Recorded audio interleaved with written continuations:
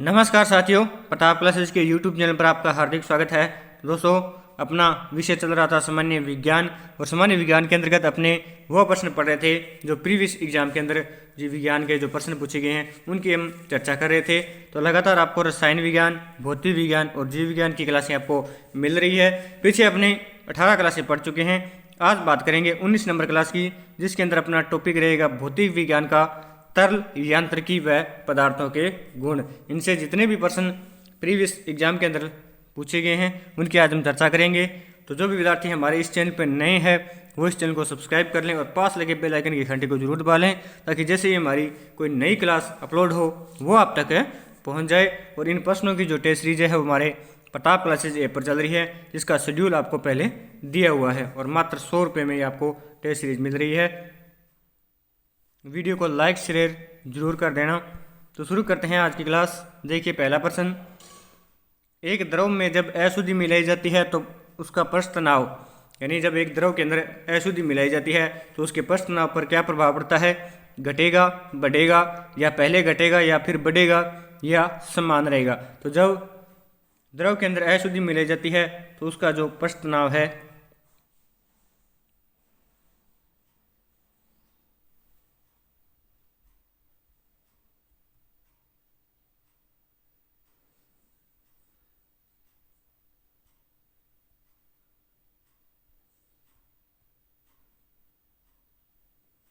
कि उसका जो पृष्ठ तनाव है वो घटता है। आगे देखिए पृष्ठ तनाव क्या है। पृष्ठ तनाव यानी सरफेस टेंशन किसी द्रव का वह विशेष गुण जिसके कारण उनका मुक्त पृष्ठ एक खींची हुई प्रत्यास्थ झिल्ली की भांति व्यवहार करता है तथा कम से कम क्षेत्रफल घेरने का प्रयत्न करता है। द्रव के इस गुण धर्म को पृष्ठ तनाव कहते हैं। और पृष्ठ तनाव का जो एसआई मात्रक होता है वो होता है न्यूटन प्रति मीटर। तो पृष्ठ तनाव का एसआई मात्रक क्या होता है? न्यूटन प्रति मीटर होता है। आगे देखिए 2 नंबर प्रश्न, पानी के ऊपर तेल फैल जाता है क्योंकि पानी के ऊपर जो तेल है वो फैल जाता है क्योंकि पानी की अपेक्षा तेल सघन होता है, या पानी की अपेक्षा तेल विरल होता है, या तेल का पृष्ठ तनाव पानी से अधिक है, या तेल का जो पृष्ठ तनाव है वो पानी से कम है।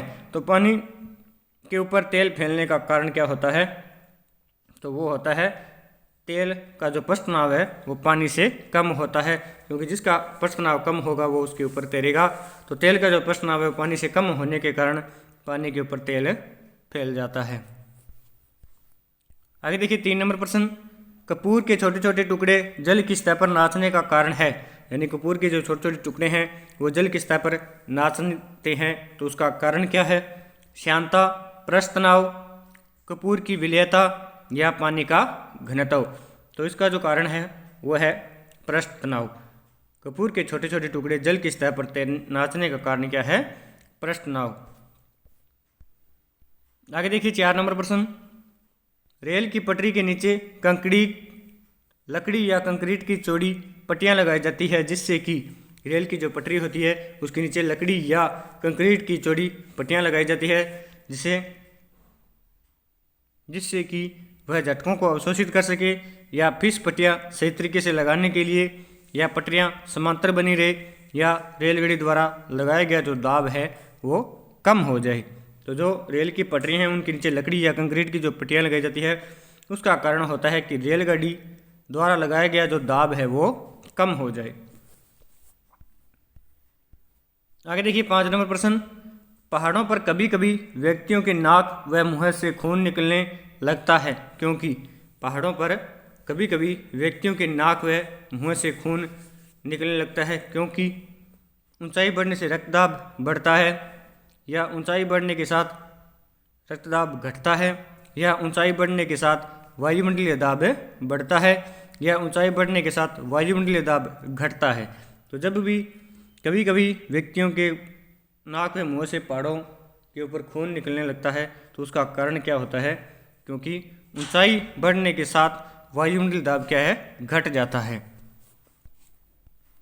आगे देखिए 6 नंबर प्रश्न, किस तापमान पर पानी का घनत्व सबसे अधिक होता है? किस तापमान पर पानी का जो घनत्व है वो अधिक होता है? -4 डिग्री सेंटीग्रेड पर, 0 डिग्री सेंटीग्रेड पर, या 4 डिग्री सेंटीग्रेड पर, या 10 डिग्री सेंटीग्रेड पर? तो जो पानी है उसका जो घनत्व सबसे अधिक किस पर होता है, 4 डिग्री सेंटीग्रेड पर अधिक होता है। आगे देखिए 7 नंबर प्रश्न, तैराक को नदी के मुकाबले समुद्र में तैरना आसान क्यों लगता है। तैराक को नदी के मुकाबले समुद्र में तैरना आसान क्यों लगता है। समुद्री पानी में प्रदूषण कम होता है, या समुद्री तरंगे तैराक को तैरने में सहायता करती है, या समुद्री पानी का जो घनत्व है वो साधारण पानी से ज़्यादा होता है, या समुद्र में पानी का जो आयतन है वो ज़्यादा होता है। तो तैराक को नदी के मुकाबले समुद्र में तैरना आसान इसलिए होता है क्योंकि जो समुद्री पानी है उसका घनत्व जो साधारण पानी है उससे क्या होता है, ज़्यादा होता है। सी नंबर इसका ऑप्शन सही रहेगा। आगे देखिए 8 नंबर प्रश्न, प्रेशर कुकर में खाना जल्दी पकता है क्योंकि। प्रेशर कुकर में खाना जल्दी पकने का कारण क्या होता है। भाप के इकट्ठा हो जाने से दबाव बढ़ता है, या प्रेशर कुकर का पानी खाना पकाने में सहायक होता है, या प्रेशर कुकर में भाप व्यर्थ नहीं जाती है, या प्रेशर कुकर भारी होता है। तो प्रेशर कुकर में खाना जल्दी पकने का कारण होता है कि जो भाप है वो इकट्ठा हो जाने से दबाव को बढ़ाती है। आगे देखिए 9 नंबर प्रश्न, बांध के नीचे की जो दीवार है वो मोटी बनाई जाती है क्योंकि। यानी बांध होते हैं, जो बड़े बड़े बांध होते हैं उनकी जो नीचे दीवार होती है नीचे की वो चौड़ी बनाई जाती है या मोटी बनाई जाती है। तो उसका कारण क्या होता है। गहराई बढ़ने के साथ द्रव का दाब बढ़ता है, या गहराई बढ़ने के साथ द्रव का दाब घटता है, या गहराई बढ़ने के साथ द्रव का घनत्व बढ़ता है, या गहराई बढ़ने के साथ द्रव का घनत्व घटता है। तो जो इसका जो कारण है वो है आपका ए नंबर ऑप्शन, गहराई बढ़ने के साथ जो द्रव का दाब है क्या बढ़ जाता है। यानी जो नीचे की दीवार मोटी रखने का कारण क्या होता है, गहराई बढ़ने के साथ द्रव का दाब का बढ़ना होता है। आगे देखिए 10 नंबर प्रश्न, हाइड्रोलिक प्रेस हाइड्रोलिक ब्रेक यंत्र किसके अनुप्रयोग है। हाइड्रोलिक प्रेस और जो हाइड्रोलिक ब्रेक होते हैं वो किसके नियम पर आधारित होते हैं। न्यूटन के नियम, पृष्ठ तनाव, पास्कल सिद्धांत, या अपकेंद्री बल। तो जो हाइड्रोलिक प्रेस और जो हाइड्रोलिक ब्रेक है वो पास्कल के सिद्धांत पर कार्य करते हैं। अब देखिए पास्कल सिद्धांत है क्या। इस नियम के अनुसार किसी बंद पात्र में रखे द्रव के किसी एक भाग पर संतुलन अवस्था में दाब लगाया जाता है तो बिना क्षय हुए संपूर्ण द्रव का सभी दिशाओं में समान रूप से संचारित हो जाता है। इसे पास्कल का नियम कहते हैं, अथवा द्रव के दाब का संचरण नियम भी इसे कहा जाता है। आगे देखिए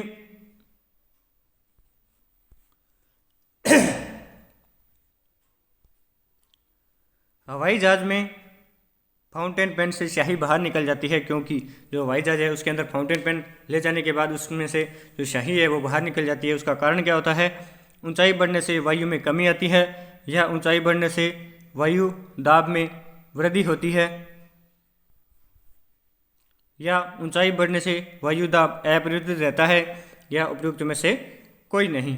तो इनमें से जो आपका ए नंबर ऑप्शन है, ऊंचाई बढ़ने से वायु में क्या आती है, कमी आती है। वायु यानी वायु दाब के अंदर कमी आती है, जिस कारण क्या है फाउंटेन पेन से स्याही बाहर आ जाती है। आगे देखिए 12 नंबर प्रश्न, दलदल में फंसे व्यक्ति को लेट जाने की सलाह दी जाती है क्योंकि। यानी दलदल में कोई व्यक्ति फंसा हुआ है उसे लेट जाने की सलाह दी जाती है, तो उसका क्या कारण है। तो क्षेत्रफल अधिक होने से दाब कम हो जाता है, या क्षेत्रफल अधिक होने से दाब अधिक हो जाता है, या दाब व क्षेत्रफल में कोई संबंध नहीं है, या उपयुक्त सभी कारणों से। तो जो व्यक्ति कोई दलदल में फंसा है उसे लेट जाने की सलाह दी जाती है क्योंकि जो क्षेत्रफल है वो अधिक होने से दाब कम हो जाता है। क्योंकि व्यक्ति लेटेगा तो उसका क्षेत्रफल अधिक हो जाएगा, तो क्षेत्रफल अधिक हो जाने से दाब कम हो जाता है। आगे देखिए 13 नंबर प्रश्न, द्रव के प्रवाह के आंतरिक प्रतिरोध को कहते हैं। द्रव के प्रवाह के जो आंतरिक प्रतिरोध होता है उसे क्या कहा जाता है। द्रवता या विशिष्ट प्रतिरोध, या श्यानता, या पृष्ठ तनाव। तो जो द्रव के प्रवाह का जो आंतरिक प्रतिरोध होता है उसे श्यानता कहा जाता है। अब देखिए श्यानता क्या है। किसी तरल का वह गुण जिसके कारण वह किसी बाहरी प्रतिबल या अपरूपक प्रतिबल के कारण अपने को विकृत करने का विरोध करता है। सामान्य शब्दों में यह उस तरल के गाढ़ेपन या उसके बहने के प्रतिरोध की क्षमता का परिचायक होता है। तो ताप जो बढ़ने पर द्रव की जो श्यांता है वो घटती है, यानी जब ताप बढ़ता है तो जो द्रवों की श्यांता क्या होती है, घट जाती है, परंतु गैसों की जो श्यांता है वो बढ़ जाती है। तो ताप बढ़ने से द्रव की श्यांता बढ़ती है, लेकिन गैसों की श्यांता क्या है, द्रव की श्यांता तो क्या घटती है, और जो गैसें हैं उनकी श्यांता क्या है, बढ़ती है। आगे देखिए 14 नंबर प्रश्न, ब्लेज पास्कल का संबंध किसके साथ है? इनमें से आपको बताना है जो ब्लेज पास्कल है उनका संबंध किसके साथ है? परिकलन यंत्र, कंप्यूटर, सिनेमा या इनमें से कोई नहीं। तो इनमें से जो ए नंबर ऑप्शन है परिकलन यंत्र, तो ब्लेज पास्कल का संबंध इनमें से परिकलन यंत्र से है। आगे देखिए 15 नंबर प्रश्न, प्रति इकाई क्षेत्रफल पर लगने वाले बल को क्या कहा जाता है? प्रति इकाई क्षेत्रफल पर लगने वाला जो बल होता है उसे क्या कहा जाता है? कार्य, दबाव, ऊर्जा या त्वरण। तो इनमें से जो बी नंबर ऑप्शन है दबाव, तो प्रति इकाई क्षेत्रफल पर लगने वाले बल को दबाव कहा जाता है। आगे देखिए 16 नंबर प्रश्न, निम्नलिखित में से किस द्रव का घनत्व सबसे कम है? इनमें से आपको बताना है कौन सा द्रव है जिसका घनत्व सबसे कम होता है? स्वच्छ जल, नमकीन जल, पेट्रोल या मरकरी यानी पारा। तो इनमें से जो सी नंबर ऑप्शन पेट्रोल है, तो पेट्रोल का जो घनत्व है वो इनमें से कम होता है। दूध से मक्खन निकाल लेने पर, यानी दूध है उससे अगर मक्खन निकाल लेते हैं तो दूध का घनत्व बढ़ता रहता है या दूध का घनत्व घटता है या घनत्व अपरिवर्तित रहता है या उपयुक्त में से कोई नहीं। तो इनमें से जो ए नंबर ऑप्शन है दूध का घनत्व बढ़ता रहता है। 18 नंबर प्रश्न देखिए, गैसों की श्यांता का ताप बढ़ने के साथ, गैसों की श्यांता ताप बढ़ने के साथ घटती है, बढ़ती है, पहले घटती है या फिर बढ़ती है? पहले बढ़ती है और फिर घटती है। तो गैसों की जो श्यांता है वो ताप बढ़ने के साथ क्या है, बढ़ती है, लेकिन द्रवों की श्यांता क्या होती है, ताप बढ़ने के साथ है घटती है। आगे देखिए 19 नंबर प्रश्न, पूर्ण प्रत्यास्थ वस्तुओं का जो प्रत्यास्थापन गुणांक है वो कितना होता है? 0, 0.5, 1 या 0.25। तो पूर्णतः प्रत्यास्थ वस्तुओं का जो प्रत्यास्थापन गुणांक है वो होता है 1 होता है, और इसका मान होता है 1 से लेकर 0 से लेकर 1 के बीच इसका मान होता है। आगे देखिए 20 नंबर प्रश्न, बिना भंजन यानी ब्रेकिंग के पदार्थ की विकृत होने की योग्यता क्या कहलाती है?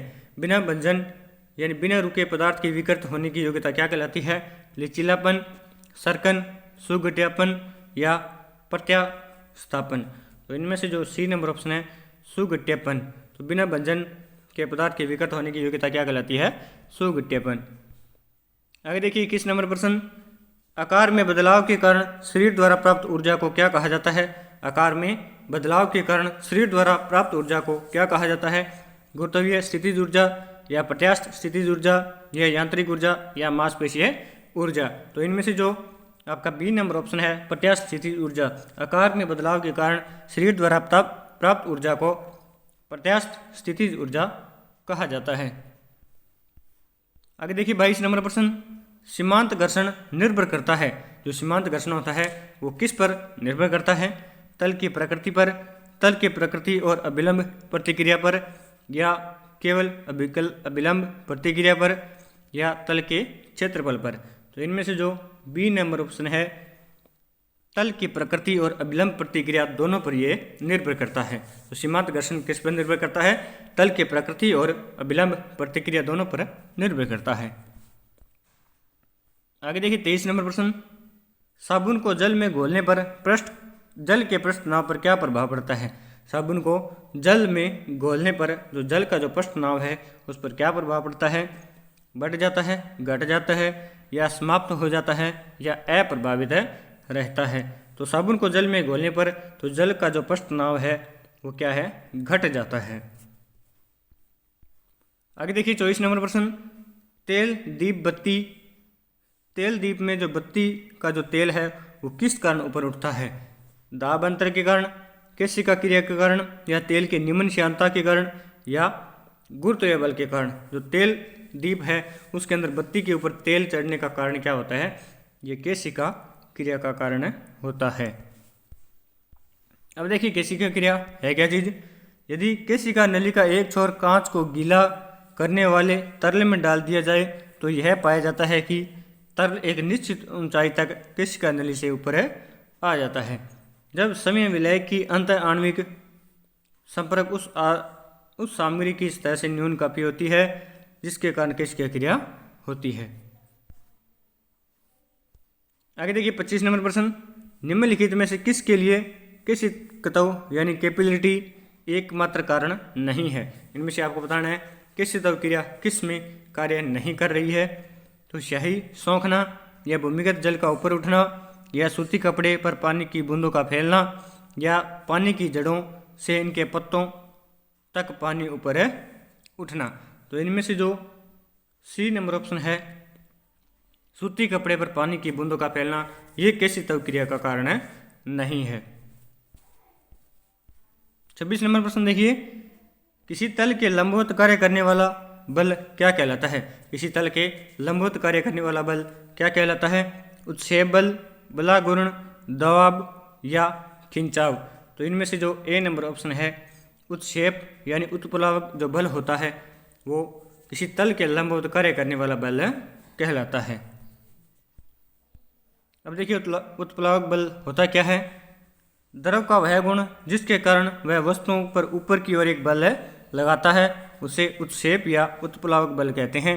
यह बल वस्तुओं द्वारा हटाए गए द्रव के गुरुत्व केंद्र पर कार्य करता है, जिसे उत्प्लावक केंद्र कहते हैं। इसका अध्ययन सर्वप्रथम आर्किमिडीज ने किया था। तो उत्प्लावक जो बल है उसका सर्वप्रथम अध्ययन किसने किया था? तो आर्किमिडीज ने इसका अध्ययन किया था। अब देखिए 27 नंबर प्रश्न, यदि कोई वस्तु तैरती है तो वस्तु पर जल द्वारा लगाया जाने वाला उत्क्षेप बल होगा। यदि कोई वस्तु तैर रही है तो वस्तु पर जल द्वारा लगाया जाने वाला जो उत्क्षेप बल होगा वस्तु के भार से कम होगा, या शून्य होगा, या वस्तु के भार के बराबर होगा, या वस्तु के भार से अधिक होगा। तो इनमें से जो सी नंबर ऑप्शन है, वस्तु के भार के बराबर, जो उत्क्षेप यानी उत्प्लावक बल कार्य करेगा वो वस्तु के भार के बराबर कार्य करेगा। आगे देखिए 28 नंबर प्रश्न, अगर किसी झील के तल के ऊपर आते बुलबुले के आयतन में वृद्धि होती है, अगर किसी झील के तल से ऊपर आते बुलबुले के आयतन में वृद्धि होती है तो उस बुलबुले पर लगने वाला जो दाब है वो कैसा होगा? कम होगा, बढ़ेगा, वहीं रहेगा, या शून्य होगा। तो इनमें से जो ए नंबर ऑप्शन है कम होगा। तो उस पर जो बुलबुले पर लगने वाला दाब है वो क्या होगा? कम होगा। आगे देखिए 29 नंबर प्रश्न, लॉ ऑफ फ्लोटिंग सिद्धांत की खोज किसने की थी? लॉ ऑफ फ्लोटिंग जो सिद्धांत है उसकी खोज किसने की थी? न्यूटन ने, राइट ब्रदर्स ने, गैलीलियो ने, या आर्किमिडीज ने। तो इनमें से जो आर्किमिडीज है उन्होंने लॉ ऑफ फ्लोटिंग सिद्धांत की खोज की थी। आगे देखिए 30 नंबर प्रश्न, जब किसी वस्तु को पानी में डुबोया जाता है तो उस पर ऊपरी बल कार्य करता है। जब किसी वस्तु को पानी में डुबोया जाता है तो उस पर एक ऊपरी बल कार्य करता है। उस बल को क्या कहा जाता है? गुरुत्वाकर्षण बल, उत्प्लावक बल, घर्षण बल, या स्थैतिक बल। तो इनमें से जो बी नंबर ऑप्शन है उत्प्लावक बल, जब किसी वस्तु को पानी में डुबोया जाता है तो उस पर ऊपर की ओर एक बल कार्य करता है जिसे उत्प्लावक बल कहा जाता है। 31 नंबर प्रश्न देखिए, वायु दबाव बनाती है केवल नीचे की ओर, केवल ऊपर की ओर, सभी दिशाओं में, या यह दबाव नहीं बनाती है? तो वायु जो अपना दबाव है वो सभी दिशाओं के अंदर बनाती है। वायु दबाव अपना सभी दिशाओं में बनाती है। आगे देखिए 32 नंबर प्रश्न, निम्नलिखित में से असत्य को चुनें। निम्नलिखित में से कौन सा है जो एक असत्य है? हर्ट्ज फ्रीक्वेंसी मापन की इकाई है, ये सत्य है। केल्विन तापक्रम मापन की इकाई है, ये भी सही है। ओम विद्युतीय प्रतिरोध मापन की इकाई है, ये भी सही है। बेल वातावरणीय दबाव की इकाई है, ये गलत है इसका, क्योंकि दबाव मापने की जो इकाई है वो क्या होती है, पास्कल होती है। और बेल जो मात्रक है वो किसका होता है, ध्वनि का मात्रक है होता है। तो इसका डी नंबर जो ऑप्शन है ये असत्य हो जाएगा। आगे देखिए 33 नंबर प्रश्न, किसी लगाए गए बल के लिए यदि क्षेत्रफल कम है तो दाब होगा। यदि लगाए गए बल के लिए क्षेत्रफल कम है तो दाब कैसा होगा, बदलता, कम, अधिक या स्थिर। तो इनमें से जो सी नंबर ऑप्शन है अधिक है। तो किसी लगाए गए बल के लिए यदि क्षेत्रफल कम है तो दबाव क्या होगा, अधिक होगा। आगे देखिए 34 नंबर प्रश्न, ऊंचाई पर उड़ते हुए विमान के केबिन के अंदर का दबाव होता है। ऊंचाई पर उड़ते हुए जो विमान है उसके केबिन के अंदर का दबाव कैसा होता है, बाहर के समान, बाहर से कम या बाहर की तुलना में अधिक या समुद्र तल पर सामान्य वायुमंडलीय दबाव। तो इनमें से जो सी नंबर ऑप्शन है बाहर की तुलना में अधिक। तो ऊंचाई पर उड़ते हुए विमान के केबिन होता है उसके अंदर जो दबाव होता है वो बाहर की तुलना में क्या होता है, अधिक होता है। आगे देखिए 35 नंबर प्रश्न, वायुमंडलीय दाब मापा जाता है हाइड्रोमीटर से, बैरोमीटर से, हाइग्रोमीटर से या अल्टीमीटर से। तो जो वायुमंडलीय दबाव है वो बैरोमीटर से मापा जाता है और हाइड्रोमीटर से अपेक्षित घनत्व मापा जाता है और हाइग्रोमीटर से अपेक्षित आर्द्रता मापी जाती है। अल्टीमीटर से ऊंचाई मापन में ये काम है लिया जाता है। आगे देखिए 36 नंबर प्रश्न, स्वचालित वाहनों में प्रयुक्त द्रव चालित जो ब्रेक है वो किसका सीधा उसमें प्रयोग होता है। यानी स्वचालित द्रव चालित जो ब्रेक होती है उसके अंदर किसका प्रयोग किया जाता है, आर्किमिडीज सिद्धांत का, पास्कल नियम का, बर्नौली नियम का या फेराडे नियम का। तो इनमें से जो बी नंबर ऑप्शन है पास्कल का नियम। तो जो द्रव चालित ब्रेक होती है वो पास्कल के नियम पर आधारित होती है। आगे देखिए 37 नंबर प्रश्न, स्थिर पानी में मिट्टी का तेल डालने पर मच्छर कम हो जाते हैं क्योंकि प्रजनन में बाधा डलती है, मच्छरों के लिए उच्च विष है या लार्वा के सांस में बाधा डालता है या मच्छरों को भगाता है। तो पानी के अंदर मिट्टी का तेल डालने पर मच्छर मर जाते हैं। तो इसका कारण क्या होता है, तो मच्छर के लार्वा के सांस में ये मिट्टी का तेल बाधा डालता है। आगे देखिए 38 नंबर प्रश्न, निम्न में से किसका घनत्व जल के घनत्व से अधिक होता है। इनमें से आपको बताना है कौन है जिसका घनत्व जल के घनत्व से अधिक होता है, कोरक, बर्फ, लोहे की कील या थर्मोकोल। तो इनमें से जो लोहे की कील होती है उसका घनत्व जल के घनत्व से अधिक होता है। बाकी तीनों का जो घनत्व है वो जल से कम होता है, क्योंकि अगर जिसका भी घनत्व जल से कम होगा वो जल पर तैरेगी और जिसका घनत्व जल से अधिक होगा वो जल के अंदर डूब जाएगी। 39 नंबर प्रश्न देखिए, मास प्रति यूनिट वॉल्यूम क्या है। मास यानी द्रव्यमान, वॉल्यूम यानी आयतन, यानी मास बटे आयतन, ये किसका अनुपात होता है, बल, कार्य, घनत्व या दबाव। तो इनमें से जो सी नंबर ऑप्शन है घनत्व। तो घनत्व मास प्रति यूनिट वॉल्यूम में होती है, यानी घनत्व का जो सूत्र क्या होता है, द्रव्यमान बटे आयतन होता है। आगे देखिए 40 नंबर प्रश्न, किसी पिंड का गुणधर्म जो विश्व में अपनी स्थिति में स्वतंत्र है।